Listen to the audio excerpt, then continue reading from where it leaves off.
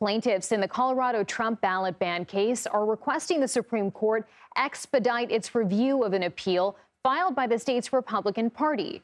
The Colorado GOP is challenging the state Supreme Court ruling that found former President Donald Trump ineligible for the presidency due to his role in the January 6 riots. In their appeal to the U.S. Supreme Court, attorneys for Colorado Republicans argue this decision fundamentally changes the course of American democracy. They also say this ruling will throw courts into similar controversies over accusations of insurrection if it's not overturned.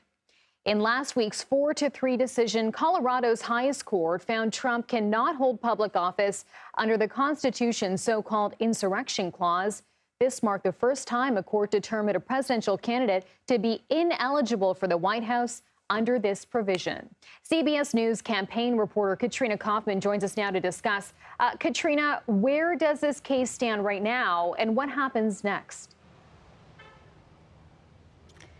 Yes, so the case, as you said, has been appealed to the Supreme Court now. And basically, when the Colorado Supreme Court made their decision to disqualify Trump from holding office or being on the ballot, they had put a stay on it until January 4th. The GOP's appeal has now made it so that Trump is going to stay on the primary ballot unless the Supreme Court makes a decision otherwise. And both the petitioners and the GOP have asked the court to act quickly, so we'll find out hopefully soon if the Supreme Court is going to take up this case. If they don't, then the Colorado Supreme Court decision would stay.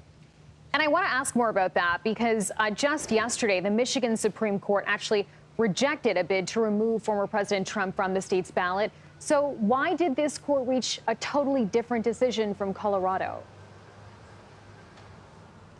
Sure. I think it's really important to emphasize that the Michigan decision is on totally different grounds. It's a procedural decision. They basically determined that the court doesn't have the ability to take a candidate off the ballot at this time.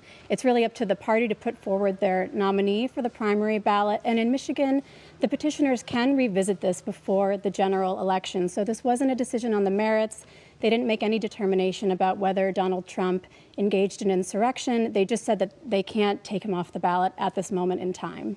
And conversations like this, Katrina, are happening in many states across the country. What other state Supreme Courts are still weighing Trump's eligibility for president? So there is a case pending in Oregon. Minnesota has also denied in the Supreme Court the disqualification, but it's similarly to Michigan, the petitioners there can revisit before the general election as well. But what we're really watching today is Maine.